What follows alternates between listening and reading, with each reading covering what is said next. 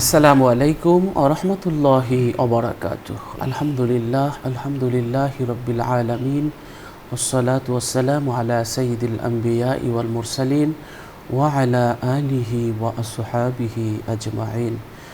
সুপ্রিয় দর্শক শ্রোতা, শুরু হচ্ছে আপনাদের প্রিয় অনুষ্ঠান আলোকিত প্রতিদিন।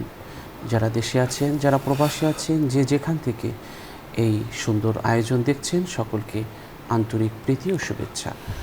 দর্শক, আজ অতিথি হিসেবে আমাদের মাঝে উপস্থিত হয়েছেন ঢাকা নেসারিয়া কামিল মাদ্রাসার সম্মানিত অধ্যক্ষ। আজ আমাদের সাথে আছেন মাওলানা বিশিষ্ট ইসলামী চিন্তাবিদ শরীফ মোহাম্মদ আবু হানিফ। আসসালামু আলাইকুম রহমতুল্লাহি ওয়া বারাকাতুহু। ওয়ালাইকুম আসসালাম ওয়া রাহমাতুল্লাহি ওয়া বারাকাতুহু। মোহতারাম, কেমন আছেন? আলহামদুলিল্লাহ, আপনি ভালো আছেন? আলহামদুলিল্লাহ, ভালো আছি। দর্শক, আজ আমরা যে বিষয়টি নিয়ে কথা বলবো সেটি হচ্ছে ইসলামের দেশপ্রেমের গুরুত্ব। দেশপ্রেম এটি ইমানের অঙ্গ।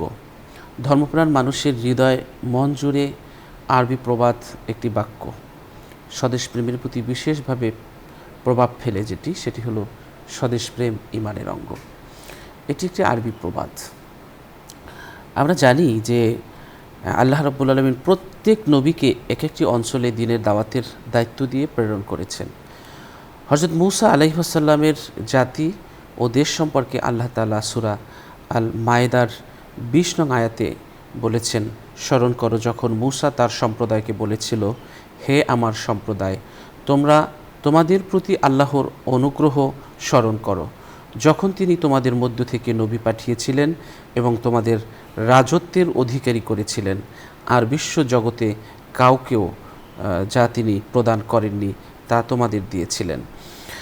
আমরা জানি এভাবে প্রত্যেক নবীকেই আল্লাহ তাআলা তার স্বজাতির কাছে প্রেরণ করেছেন এবং এই দেশপ্রেমের নবীদের একটা গুরুত্বপূর্ণ অধ্যায় আছে সকল নবীদেরই। নবী পাক সাল্লাল্লাহু আলাইহি সাল্লাম বলেছেন, আল্লাহর পথে একদিন সীমান্ত রক্ষার কাজে নিযুক্ত থাকা 1000 দিনের মঞ্জিল অতিক্রম করা অপেক্ষায় উত্তম। সুবহানাল্লাহ। নবীজি আরেকটি হাদিসে বলেছেন যে একদিন ও এক রাত সীমান্ত পাহারা ক্রমাগত 1 মাসের সিয়াম সাধনা ও সারা রাত নফল ইবাদতে কাটানো অপেক্ষায় উত্তম। মুসলিম শরীফের হাদিস। তিরমিজি শরীফের একটি হাদিসে নবীজি বলেছেন, হাদিসটি আব্দুল্লাহ ইবনে আব্বাস রাদিয়াল্লাহু তাআলা আনহু থেকে বর্ণিত। তিনি বলেন, আমি রাসূল পাক সাল্লাল্লাহু আলাইহি ওয়াসাল্লাম কে বলতে শুনেছি, 2 প্রকারের চোখকে জাহান্নামের আগুন স্পর্শ করবে না। প্রথমত সেই চোখ যা আল্লাহর ভয় কাঁদে, দ্বিতীয়ত আল্লাহর পথে সীমান্ত পাহারাদারি করতে করতে রাত কাটিয়ে দেয় বা বিনিদ্র রজনী যাপন করে যেই চোখ। নবীজি সাল্লাল্লাহু আলাইহি ওয়াসাল্লাম বলেছেন, সাবধান, তোমরা প্রত্যেকেই দায়িত্বশীল এবং তোমাদের প্রত্যেককে দায়িত্বশীলতার জন্য জবাবদিহি করতে হবে। বুখারী শরীফের হাদিস। দেশত্ববোধ এবং স্বদেশের প্রতি মমতা অনেক অন্যায় এবং অপরাধ প্রবণতা থেকে মানুষকে বিরত রাখতে পারে। তাই দেশের প্রকৃত উন্নয়ন এবং অগ্রগতি সাধন করতে হলে অবশ্যই দেশের প্রতিটি নাগরিকের অন্তরে দেশপ্রেম জাগ্রত করতে হবে। স্বদেশের প্রতি অনুগত থেকে জাতি ধর্ম বর্ণ নির্বিশেষে দেশমাতৃকাকে ভালোবাসা সবার একটি ঈমানি দায়িত্ব এবং কর্তব্য বলে মনে করতে হবে। তাহলে দেখা যাবে যে আমরা আমাদের দেশের জন্যে, দেশের মাটির জন্যে, দেশের মানুষের জন্য কিছু করতে পারছি। চলুন ইসলামী দেশপ্রেমের গুরুত্ব বিষয়টি নিয়ে আলোচনা শুনছি আমাদের আজকের অতিথির কাছ থেকে। ধন্যবাদ। আলহামদুলিল্লাহি রাব্বিল আলামিন ওয়াসসালাতু ওয়াসসালামু আলা সাইয়্যিদিল আম্বিয়া ওয়াল মুরসালিন ওয়া আলা আলিহি ওয়া আসহাবিহি আজমাইন। আজকে আমাদের সামনে সম্মানিত বিজ্ঞ উপস্থাপক যে বিষয়টির উপস্থাপনা করলেন, দেশপ্রেম। এই দেশপ্রেম মানুষের একটি সহজাত প্রবৃত্তির সাথে জড়িত। প্রতিটি মানুষ যেই ভূমিতে সে জন্মগ্রহণ করে, যেই ভূমির আলো বাতাসে সে বেড়ে ওঠে, যে জমিনের ফল ফলাদি ফসল পানি আহার করে সে পূর্ণতা লাভ করে, সে জমিনের প্রতি তাহার অস্তিত্বের, তার মনের একটি আকর্ষণ, এটা মানব প্রবৃত্তিরই একটি অংশ, মানুষের সহজাত একটি বৈশিষ্ট্য। আবার পাশাপাশি এই দেশের এই ভূখণ্ডের যে ভাষা, যে ভাষাটি মায়ের কোলে থেকে শিশু শিখে, সেই ভাষার প্রতি তার আকর্ষণ থাকে। তার চতুর্দিকে যারা থাকে তার সমগোত্রীয় স্বজাতি দেশের জনসাধারণের প্রতি তার একটা মমত্ববোধ থাকে। এগুলি হচ্ছে মানুষের সহজাত ভালোবাসা। এই সহজাত ভালোবাসাকে ইসলাম স্বীকৃতি দিয়েছে এবং গুরুত্ব দিয়েছে। কারণ মানুষ যে সহজাত বৈশিষ্ট্যগুলো নিয়ে পৃথিবীতে আসে, এই বৈশিষ্ট্যগুলো আল্লাহ সুবহানাহু ওয়া তাআলা প্রদত্ত। আর ইসলাম এই সহজাত বৈশিষ্ট্যগুলোকেই লালন করে। সততা, সৌন্দর্য, এগুলো মানুষের সহজাত, এগুলোকে ইসলাম লালন করে, গুরুত্ব দেয়। আমরা যদি আমাদের প্রিয় নবী মুহাম্মদ রাসূলুল্লাহ সাল্লাল্লাহু আলাইহি ওয়াসাল্লাম সহ অন্যান্য সকল নবী আম্বিয়া আলাইহিমুসসালামদের ইতিহাসের দিকে তাকাই, তাহলে প্রতিটি নবীর জীবনে দেশপ্রেমের কিছু কথা ভেসে উঠে। আদম আলাইহিস সালাতু ওয়াসসালাম তো মূলত গোটা পৃথিবীতে তিনি এক ছিলেন, একটি পরিবার ছিল, দেশের কোনো সীমারেখা ছিল না, ভাষার কোনো বিভেদ ছিল না। কিন্তু পরবর্তীকালে মানুষের সংখ্যা যখন বৃদ্ধি পেল, পৃথিবীর বিভিন্ন প্রান্তে মানুষ ছড়িয়ে ছিটিয়ে গেল, তখন মানুষ দেশের একটি ভৌগোলিক সীমা রেখা তারা বুঝা এবং মানার একটা কালচার তাদের মধ্যে তৈরি হয়েছে। আমরা দেখি আদম আলাইহিস সালাতু ওয়াসসালামের পরবর্তীতে যারা পৃথিবীতে এসেছেন নবী রাসূল, তাদের ইতিহাস কিন্তু আমাদের নবী মুহাম্মদ রাসূলুল্লাহ সাল্লাল্লাহু আলাইহি ওয়াসাল্লামের মাধ্যমে আমরা জীবন্ত দেখি। নবী রাসূলদের যত প্রাচীন ইতিহাস আছে, পৃথিবীর কোনো সভ্যতার ওই প্রাচীন ইতিহাস এত অথেন্টিক নেই। কুরআনুল কারিমে 25 জন নবীর ইতিহাস বর্ণনা করেছে। এই 25 জন নবীদের মধ্যে যারা প্রথম দিকের নবী ছিলেন হযরত নূহ আলাইহিস সালাতু ওয়াসসালাম, তারপরে হযরত ইদ্রিস আলাইহিস সালাতু ওয়াসসালাম, হযরত হুদ আলাইহিস সালাম, হযরত শুআইব আলাইহিস সালাম, তাদের কথাগুলা পবিত্র কুরআনুল কারিমে এসেছে। সেখানে আমরা দেখি যে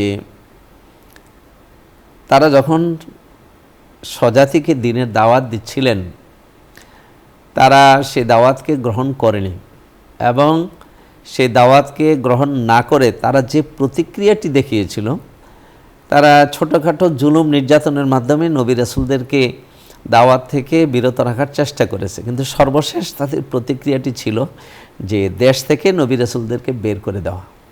কারণ তারা জানতো আল্লাহর নবীদের জন্য দেশ থেকে বের করে দেওয়া এটা তাদের জন্য অনেক বড় কষ্টদায়ক বিষয় ছিল। কারণ নবীদের মনে দেশপ্রেম ছিল সবার চেয়ে বেশি।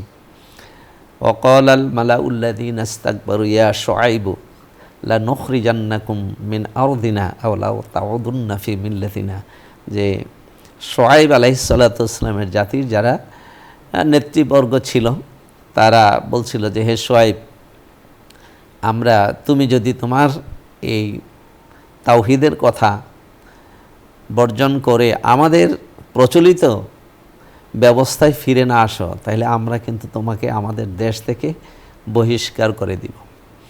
তাহলে এই যে দেশ থেকে বহিষ্কার ছিল একজন নবীর জন্য সবচেয়ে বড় করুণ জুলুম এবং নির্যাতন। কাফেররাও এটা বুঝতো। তাইলে সেখানে সেই প্রাচীন শুআইব আলাইহিস সালাতু ওয়াসসালাম এর জীবনীতেও আমরা দেখি যে নিশ্চয়ই তিনি দেশকে এত বেশি ভালোবাসতেন যেটা কাফেররা বুঝতে পেরেছিল, এবং তারা চূড়ান্ত শাস্তি হিসাবে দেশ থেকে বহিষ্কারকেই বেছে নিয়েছিল। তেমনিভাবে আমরা আমাদের যিনি মুসলমানদের আদি পিতা হযরত ইব্রাহিম আলাইহিস সালাতু ওয়াসসালাম, ইব্রাহিম আলাইহিস সালাতু ওয়াসসালামের জীবনীটাই আমাদের জন্য, মুসলমানদের জন্য সবচেয়ে কাছের নবী এবং সবচেয়ে জীবন্ত আদর্শ। আমাদের নবী মুহাম্মদ রাসূলুল্লাহ সাল্লাল্লাহু আলাইহি ওয়াসাল্লামের সাথে হযরত ইব্রাহিম আলাইহিস সালামের সাদৃশ্যতা বেশি, এবং আমাদের নবী হযরত ইব্রাহিম আলাইহিস সালামকে পিতা হিসাবে স্বীকৃতি দিয়েছেন। তো ইব্রাহিম আলাইহিস সালাতু ওয়াসসালামের জিন্দেগির দিকে যদি আমরা তাকাই, তাহলে দেখা যায় যে তিনি কিন্তু তার দ্বীনের দাওয়াতের মিশনটা প্রথম দেশের জনগণের জন্যই শুরু করেছেন, এবং তিনি আপ্রাণ চেষ্টা করেছিলেন তার জাতিকে, তার দেশের লোকদেরকে শিরিক থেকে বের করে নিয়ে আসার জন্য, ঈমানের পথে আনার জন্য। এর পরিণতিতে কি হলো যে হযরত ইব্রাহিম আলাইহিসসালামকে তারা আগুনে নিক্ষেপ করে দিল এবং শেষ পর্যন্ত দেশে থাকতে দিল না। হযরত ইব্রাহিম আলাইহিসসালাম এক কঠিন পরীক্ষার শিকার হলেন। তিনি জন্মভূমি থেকে চলে আসলেন বাইতুল মাকদাস এলাকায়, জেরুসালেম এলাকায়। সেখান থেকে ইব্রাহিম আলাইহিসসালাম তার দ্বিতীয় স্ত্রী হাজেরা এবং পুত্র সন্তান ইসমাইলকে আল্লাহ রাব্বুল আলামিনের নির্দেশে মক্কায় নির্বাসনে দেন। যখন মক্কায় নির্বাসনে দেন তাহলে তার বংশধররাই তো মক্কায় বসতি স্থাপন হযরত ইসমাইল আলাইহিসসালামের মাধ্যমে। ইব্রাহিম আলাইহিসসালাম যখন কাবাঘর তৈরি করলেন এবং পুত্রকে এখানে বসতি করে দিলেন, তখন তো মক্কাও ইব্রাহিম আলাইহিসসালামের একটা দেশে পরিণত হয়ে গেছে। তাই ইব্রাহিম আলাইহিসসালামের জন্য দুইটা দেশ হয়ে গেছে, একটা হলো জেরুসালেম আর একটি হচ্ছে মক্কা। দুইটা দেশের প্রতি ইব্রাহিম আলাইহিসসালামের প্রগাঢ় ভালোবাসা ছিল। তিনি প্রায় মক্কায় চলে আসতেন এবং আল্লাহ রাব্বুল আলামিন আল মাওয়াহিবুল্লাহ দুনিয়াতে আছে, আল্লাহ রাব্বুল আলামিন হযরত ইব্রাহিম আলাইহিসসালামের এই প্রায় ১৫০০ মাইল দূরত্ব সহজে অতিক্রমণের জন্য আল্লাহ পাক একটা বোরাকের ব্যবস্থা করে দিয়েছিলেন। ইব্রাহিম আলাইহিসসালাম প্রায় মক্কায় আসতেন। তো মক্কা যখন ইব্রাহিম আলাইহিসসালামের আরেকটি দেশে পরিণত হয়েছে, আমাদের ইসলামের লালন ভূমি যেহেতু মক্কা, আমাদের নবীর জন্মস্থান মক্কা, মক্কার ইতিহাসগুলো কোরআনে বেশি এসেছে। সেখানে দেখা যায় ইব্রাহিম আলাইহিসসালাম মক্কা নগরী ভালোবেসেছেন এবং এমন ভালোবেসেছেন যে মক্কার জন্যে ইব্রাহিম আলাইহিসসালাম আল্লাহর কাছে কায়মনে বাক্যে দোয়া করেছেন, রব্বি জাআল হাযা বালাদান আমিনা ওয়ারযুক আহলাহু মিনাস সামারাত, যে আল্লাহ তুমি এই মক্কা শহরকে নিরাপদ করে দাও এবং এর অধিবাসীদেরকে তুমি পৃথিবীতে উৎপন্ন সকল প্রকার ফল ফলাদি আহার্য দ্রব্যের ব্যবস্থা তাদের জন্য করে দাও। এই যে দোয়া ইব্রাহিম আলাইহিসসালাম এত বড় একজন নবী, তিনি দেশের জন্য দোয়া করেছেন, আল্লাহ রাব্বুল আলামিন সে দোয়া কবুলও করেছেন, যার জন্যে আজ পর্যন্ত কেন কিয়ামত পর্যন্ত পবিত্র মক্কা নগরী নিরাপদ, সকল প্রকার দিক থেকে নিরাপদ, এমনকি প্রাকৃতিক দুর্যোগ থেকেও নিরাপদ। এবং এই মক্কাতে ফসল ফলাদি উৎপন্ন হয় না, কিন্তু মক্কাতে হজ মৌসুমে তো ৩০-৪০ লক্ষ লোকের সমাগম হয় বহির্দেশ থেকে। তারপরেও তো কোনো দিন কোন একটি মানুষের রিজিক ঘাটতি পড়েছে এমন ইতিহাস, এমন ঘটনা কেউ বলতে পারে না। বরঞ্চ নিজের বাড়িতে থেকে মানুষ যা রিজিক পায়, মক্কায় যাওয়ার পরে তার রিজিকের পরিমাণ আরও অনেক বেড়ে যায়। এই যে ইব্রাহিম আলাইহিসসালাম মক্কার জন্য দোয়া করেছেন, এটা তার একটি দেশপ্রেমের উজ্জ্বল নমুনা, যে দেশের জন্য কল্যাণকামী, দেশের জন্য শুভাকাঙ্ক্ষী হওয়া। হযরত মুসা আলাইহিসসালাম তার ঘটনা পবিত্র কোরআনে প্রায় ৭২ জায়গায় এসেছে। সেখানে দেখা যায় হযরত মুসা আলাইহিসসালাম ফেরাউনের ঘরে থাকাকালে যৌবনের প্রারম্ভে তার দ্বারা একজন কিপ্তি থাপ্পড় মারার কারণে ঘটনাক্রমে মারা গিয়েছিল।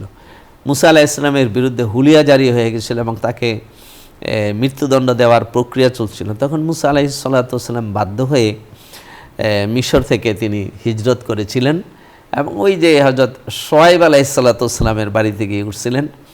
সেখানে ৮ বছর বা ১০ বছর যে একটি চুক্তি ছিল, চুক্তি পূর্ণ হওয়ার সাথে সাথেই কিন্তু হযরত মুসা আলাইহিসসালাম আবার নিজের দেশের দিকে রওনা হয়েছেন।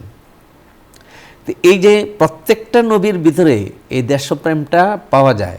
তো এই দেশপ্রেম তাহলে নিজের দেশকে ভালোবাসা, এটা মূলত কৃতজ্ঞতাবোধের ব্যাপার। নিজের দেশকে ভালোবাসা একটি সুস্থ মানসিকতার লক্ষণ। একজন সুস্থ মানুষ, বিবেকবান মানুষ, বিশেষ করে একজন ইমানদার, সে দেশের বিরুদ্ধে, দেশের স্বার্থের বিরুদ্ধে কোনোভাবেই যেতে পারে না এবং নিজের রাষ্ট্রের বিরুদ্ধে ষড়যন্ত্র করলে, নিজের রাষ্ট্রের বিরুদ্ধে চক্রান্ত করলে পবিত্র ইসলামও কিন্তু তার শাস্তি মৃত্যুদণ্ড দিয়েছে। আমরা এই যে হযরত মুসা আলাইহিসসালাম আবার নিজের দেশে ফিরে গেছেন, দেশপ্রেম যে কত গভীর হতে পারে। হযরত ইউসুফ আলাইহিসসালামের দিকে যদি আমরা তাকাই, যে তিনি তো দুর্বিপাকে পড়ে মিশরে গেলেন, মিশরে তিনি বসতি স্থাপন করলেন, কিন্তু তার দেশ ছিল কেনানে। তিনি ওসিয়ত করেছিলেন মৃত্যুর সময় যে আমার ইন্তেকালের পরে আমার লাশটা তোমরা কেনানে নিয়ে যেও। তো সেটা ওই সময় লোকজন দেয় নাই, কিন্তু পরবর্তীকালে হযরত মুসা আলাইহিসসালাম যখন মিশর থেকে চলে আসেন তখন কিন্তু হয়তো ইউসুফ আলাইহিসসালামের লাশ এনে তার পিতৃপুরুষের আদি নিবাসে তাকে দাফন করা হয়। তাহলে দেশপ্রেমের কত উদাহরণ নবী আম্বিয়া আলাইহিমুসসালাম দিয়েছেন। আমাদের নবী মুহাম্মদ রাসূলুল্লাহ সাল্লাল্লাহু আলাইহি ওয়াসাল্লামের দিকে যদি তাকাই, তাহলে আল্লাহর রসুল এর মধ্যে কি পরিমাণ দেশপ্রেম ছিল, কত গভীর ছিল রাসূলের অন্তরে, সাহাবায়ে কেরামের অন্তরে। আমরা যদি দেখি যে আল্লাহর রসুল মক্কা থেকে তো কোথাও যেতে চাচ্ছিলেন না, দীর্ঘ 13টি বৎসর মক্কাতেই আল্লাহর রসুল দ্বীনের দাওয়াতের কাজ অব্যাহত রাখার চেষ্টা করেছেন এবং সর্বোচ্চ চেষ্টা করেছেন। মার খেয়েছেন, রক্ত ঝরিয়েছেন, তারপরেও কিন্তু আল্লাহর রসুল জন্মভূমিকেই আঁকড়িয়ে ধরার সর্বশেষ চেষ্টা করেছেন। সর্বশেষ যেই দিন মক্কার কাফেররা রাসূলুল্লাহ সাল্লাল্লাহু আলাইহি ওয়াসাল্লামকে চূড়ান্তভাবে সিদ্ধান্ত নিল হত্যা করে ফেলবে বা তাকে দেশ থেকে বের করে দিবে, তখন রাসূলুল্লাহ সাল্লাল্লাহু আলাইহি ওয়াসাল্লাম সিদ্ধান্ত নিলেন মক্কা থেকে বের হয়ে যাবেন। জিবরাইল আমিন এসে সংবাদ জানালেন। রাতের অন্ধকারে আল্লাহ রসুল একমাত্র সঙ্গী আবু বকর সিদ্দিক রাদিয়াল্লাহু তাআলা আনহুকে নিয়ে মক্কা থেকে বের হচ্ছিলেন। মক্কা থেকে বের হওয়ার পথে আল্লাহ রসুল যে হৃদয় বিদারক যে করুণ কথাগুলো বলেছেন, হাদিস শরীফে এসেছে, তিরমিজি শরীফে আল্লাহ রসুল বলছেন, ইয়া মাক্কাতা মা আতিয়াবুকে ওয়া আহাব্বুকে ইলাইয়া লাউলা আখরাজুন ফাইন্না কওমি লাউলা আখরাজুনি ফামা খারাজতু মিনকে ওমা সাকান্তু গায়রাকে। হে মক্কা, তুমি আমার কাছে কতই না উত্তম একটি জায়গা, একটি শহর, তুমি কতই না আমার কাছে প্রিয় একটি দেশ। আমার এই কওমের অবুঝ লোকেরা যদি আমাকে বের করে না দিত, আমি কোশ্চিনকালেও তোমাকে ছেড়ে যেতাম না। আমি কোথাও তোমাকে বাদে আমি অন্য কোথাও বসতি স্থাপন করতাম না। এই যে রাসূলুল্লাহ সাল্লাল্লাহু আলাইহি ওয়াসাল্লামের আবেগ এবং বেকুলতাপূর্ণ কথাগুলো আজও হাদিসে জলজল করে। রাসূলুল্লাহ সাল্লাল্লাহু আলাইহি ওয়াসাল্লাম কাফেরদের আক্রমণ থেকে বাঁচার জন্য তিনি চলে গেলেন সেই সাউর পাহাড়ে, মক্কার আশেপাশে সর্বোচ্চ পাহাড়। আপনিও হয়তো গিয়েছেন সেই সাউর গুহায়, 5450 ফিট উঁচুতে লেখা আছে। তো সেই গুহাটি কিন্তু দেখেন, এমন একটি গুহাই আল্লাহ রসুল বেছে নিয়েছেন, সেই গুহাতে বসে বসে কিন্তু কাবাঘর দেখা যায়। আল্লাহ রসুল সেই গুহাতে বসে মন প্রাণ খুলে কাবাঘর দেখেছেন, মক্কা দেখেছেন 3 দিন পর্যন্ত। তো মক্কা থেকে রাসূল সাল্লাল্লাহু আলাইহি ওয়াসাল্লাম যখন মদিনায় গেলেন, তারপরেও কিন্তু এত অত্যাচার করছে কাফেররা, কিন্তু মদিনা যাওয়ার পরেও কিন্তু আল্লাহর রসুল মক্কার প্রতি, মক্কার মানুষের প্রতি নবীজি কোনো লানত দেয় নাই। আল্লাহ রসুল মদিনা যাওয়ার পরে 2-3 বছর পরে মক্কায় দেখা গেল ভয়ানক দুর্বিষহ অবস্থা তৈরি হয়ে গেছে। বৃষ্টি হচ্ছে না, গাছগাছালি সব ফলশূন্য হয়ে গেছে, পানি নেই কূপে, মক্কাবাসীরা কঠিন পরিস্থিতির মধ্যে পড়ে গেছে। এই পরিস্থিতিতে মক্কা থেকে একজন ব্যক্তি, উসাইল নামে একজন ব্যক্তি মদিনায় গিয়েছিল। হযরত আয়েশা সিদ্দিকা রাদিয়াল্লাহু তাআলা আনহা উসাইলকে দেখে জিজ্ঞাসা করছিল, উসাইল, মক্কার লোকজন কেমন আছে? নিজের জন্মভূমি তো। তখন উসাইল বলছিল, দেখে মক্কার গাছগাছালি সব ধূসর হয়ে গেছে, কূপগুলো পানি শূন্য হয়ে গেছে, মানুষের ঘরগুলো আহার শূন্য হয়ে গেছে, মানুষের চেহারাগুলো মলিন হয়ে গেছে। আল্লাহর রসুল এই কথাগুলো নিতে পারতেছিলেন না, রাসূলের মন বেকুল হয়ে উঠতেছিল। আল্লাহ রসুল বলছেন, উসাইল তুমি থামো, তুমি হৃদয়গুলোকে ভেঙে চুরমার করে দিও না। অর্থাৎ মক্কার দুর্দশার কথা শুনে রাসূলুল্লাহ সাল্লাল্লাহু আলাইহি ওয়াসাল্লাম অস্থির হয়ে গিয়েছিলেন। মদিনা যাওয়ার পরে, মদিনা তো আল্লাহ রসুলের একটি দেশ আরেকটি দেশে পরিণত হলো। রাসূল সাল্লাল্লাহু আলাইহি ওয়াসাল্লাম মদিনাকে কেন্দ্র করে একটা ইসলামী কল্যাণমূলক রাষ্ট্র গঠন করলেন, সেই রাষ্ট্রের অধিপতি হলেন। এবং আল্লাহ রসুল কী করলেন মদিনার জন্যে? প্রথম যাওয়ার পরেই বুখারী শরীফের হাদিসে আছে, আয়েশা সিদ্দিকা রাদিয়াল্লাহু তাআলা আনহা থেকে বর্ণিত, মদিনায় যাওয়ার পরে মদিনার আবহাওয়ার সাথে অ্যাডজাস্ট করতে পারছিলেন না সাহাবীরা, মুহাজির সাহাবীরা।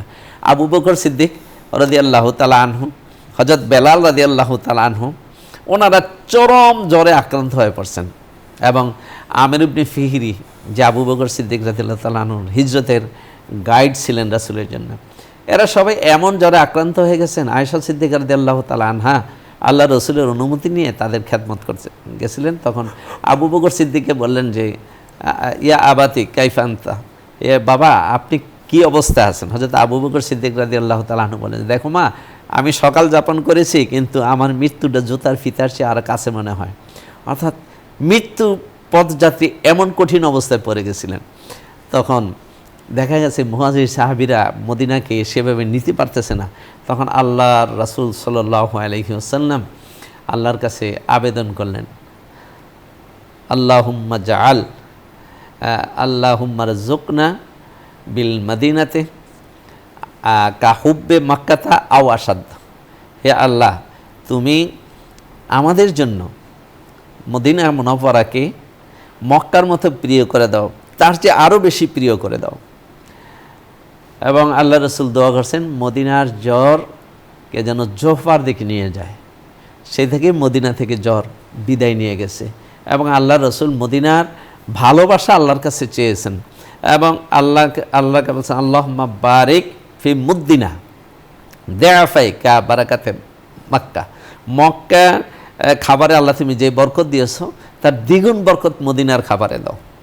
এই যে দেশের জন্য কল্যাণ কামনা করে যেটা ইব্রাহিম আলাইহিস সালাম করেছিলেন, রাসূলুল্লাহ সাল্লাল্লাহু আলাইহি ওয়াসাল্লাম করলেন, এবং মদিনা রাষ্ট্রের নিরাপত্তার জন্যে রাসূলুল্লাহ সাল্লাল্লাহু আলাইহি ওয়াসাল্লাম বেশি দিন বসে থাকেননি।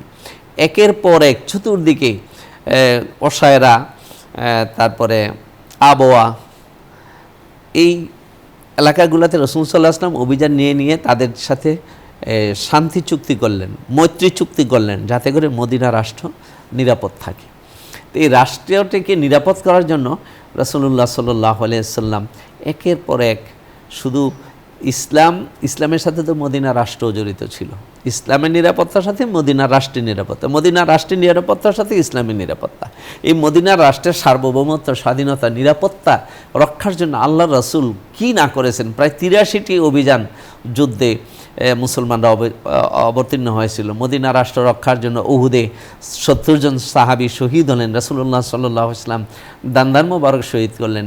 এরপর পঞ্চম হিজরিতে যখন খন্দকের যুদ্ধ আসলো, মদিনা রাষ্ট্রটিকে রক্ষা করার জন্য রাসূল সাল্লাল্লাহু আলাইহি ওয়াসাল্লাম সাহাবীদেরকে নিয়ে প্রায় ৩.৫ মাইল লম্বা খাল খনন করলেন, পাথরের জমিতে খাল খনন করলেন। সেদিন না খেয়ে সাহাবীরা, রাসূল সাল্লাল্লাহু আলাইহি ওয়াসাল্লাম নিজেও না খেয়ে এই মদিনার নিরাপত্তার জন্যে না খেয়ে তারা খাল খনন করেছিলেন।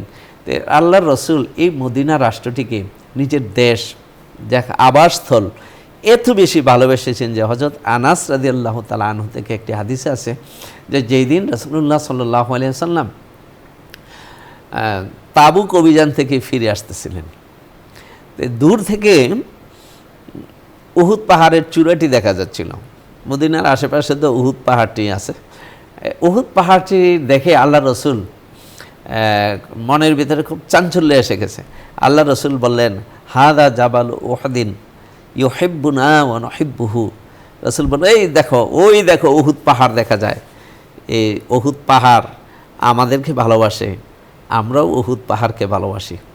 অর্থাৎ জাবের ইবনে আব্দুল্লাহ রাদিয়াল্লাহু তাআলা আনহু অন্য একটি হাদিস আছে যে আল্লাহ রসুল যখন কোনো অভিযান থেকে ফিরতেন আর মদিনার ঘর বাড়িগুলা শহরের প্রাচীর দেখা যেত, তখন রাসূল সাল্লাল্লাহু আলাইহি ওয়াসাল্লাম আনন্দে তার বাহনের গতি বাড়িয়ে দিতেন যে কখন তিনি মদিনাতে প্রবেশ করবেন। মদিনাতে আসার পরে রাসূল সাল্লাল্লাহু আলাইহি ওয়াসাল্লাম সাহাবীদেরকে বলতেন, তোমরা তোমাদের গায়ের কাপড়টা সরিয়ে দাও, মদিনার বাতাস, মদিনার ধুলাবালি তোমাদের গায়ে লাগো। গোবারুল মদিনা ফিহি শেফা, মদিনার ধুলাবালি তো তোমাদের জন্য শেফা রয়েছে। এইভাবেই আল্লাহ রাসূল মদিনা প্রতি ভালোবাসা তিনি প্রকাশ করেছেন। এবং মদিনা রাষ্ট্রের বিরোধী ষড়যন্ত্রের কারণে কিন্তু বনু কুরাইজার গোত্র যখন হুদায়বিয়ার খন্দকের যুদ্ধের সময় তারা প্রতিপক্ষ শত্রুপক্ষের সাথে গোপন আঘাত করেছিল। এই যে কুচক্রী মহল, এগুলোতে পৃথিবীতে এখনও বিভিন্ন দেশে আছে যে নিজের দেশে বসবাস করে অন্য দেশের স্বার্থ নিয়ে আতাত করে নিজের দেশের স্বার্থকে জলাঞ্জলি দেয়। বনু কুরাইজার ইহুদিরা কিন্তু এই কাজটি করেছিল। যখন মদিনা রাষ্ট্রের চরম দুর্যোগ খন্দকের যুদ্ধে, তখন কিন্তু তারা গোপনে মক্কার কুরাইশদের সাথে তারা যোগাযোগ করেছিল, আবু সুফিয়ানের সাথে, এবং সহযোগিতার হাত বাড়িয়েছিল, আশ্বাস দিয়েছিল। তখন জিব্রাইল আমিন রাসূলুল্লাহ সাল্লাল্লাহু আলাইহি ওয়াসাল্লামকে তাদের এই ষড়যন্ত্রের কথা জানিয়ে দিয়েছেন। খন্দকের যুদ্ধ থেকে ফিরে খন্দকে যখন বিজয় হয়ে গেল, আল্লাহ রাব্বুল আলামিন মুসলমানদেরকে বিজয় দিলেন। ফিরে নবীজি যখন উজু করতেছেন, জিব্রাইল আমিন বলেন, ইয়া রাসূলুল্লাহ হাল নাজাতা আসলিহাতাকা, হে রাসূল আপনি কি আপনার যুদ্ধাস্ত্র রেখে দিয়েছেন? আমরা তো যুদ্ধাস্ত্র খুলি নেই, আপনি তাড়াতাড়ি বনু কুরাইজা অভিযান চালান।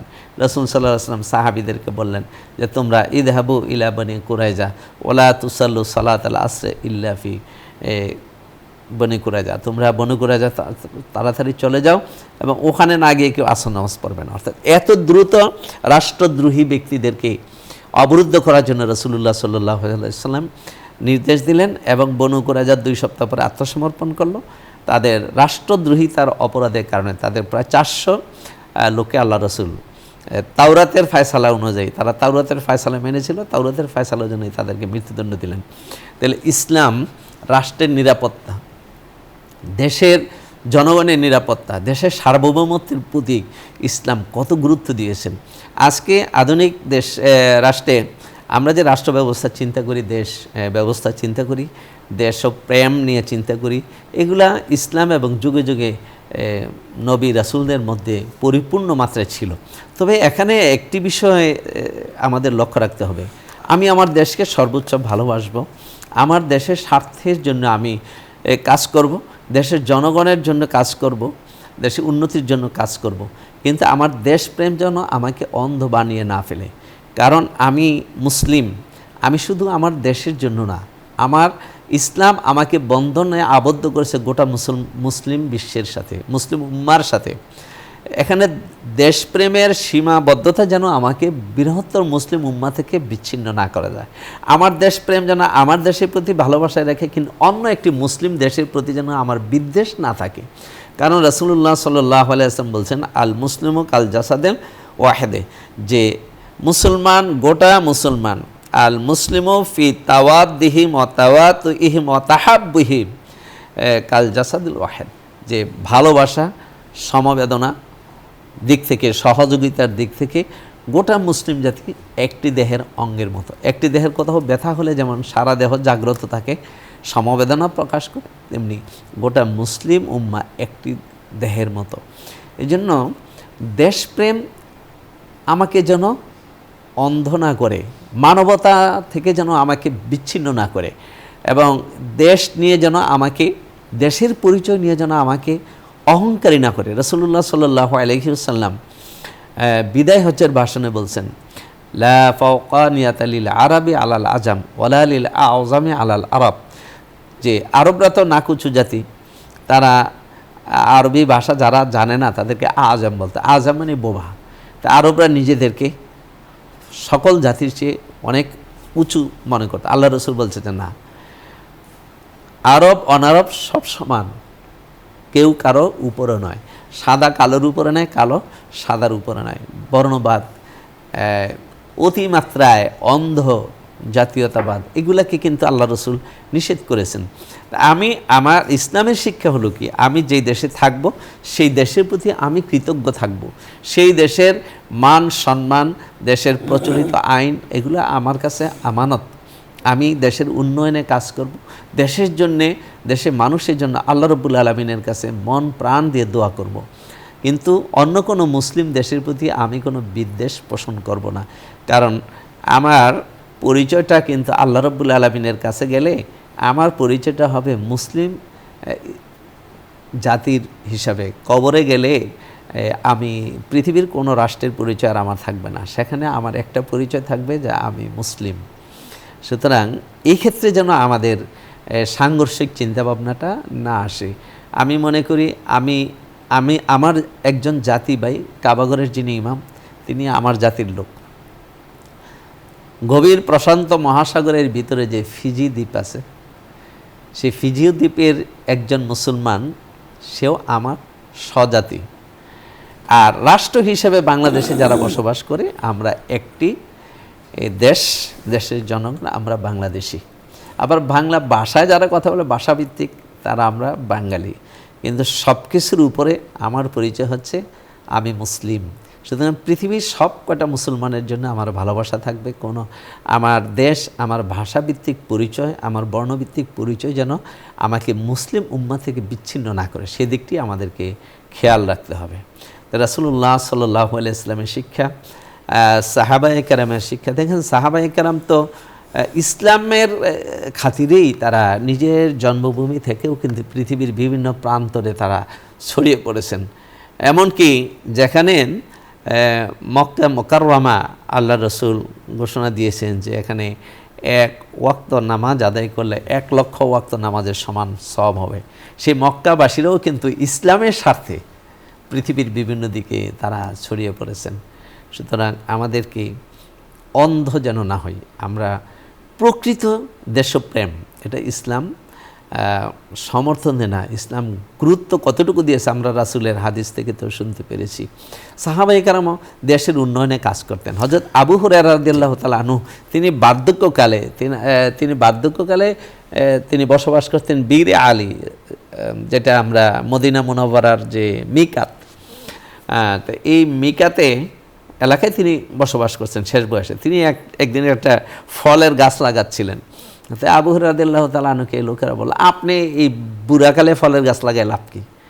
তখন আবু হুরায়রা রাদিয়াল্লাহু তাআলা আনহু বললেন যে, মালি, কি সমস্যা? লিন্নাসে আস-সামার ওয়া লিয়াল আজর, মানুষ ফল খাবে, আমার তো সওয়াব হবে।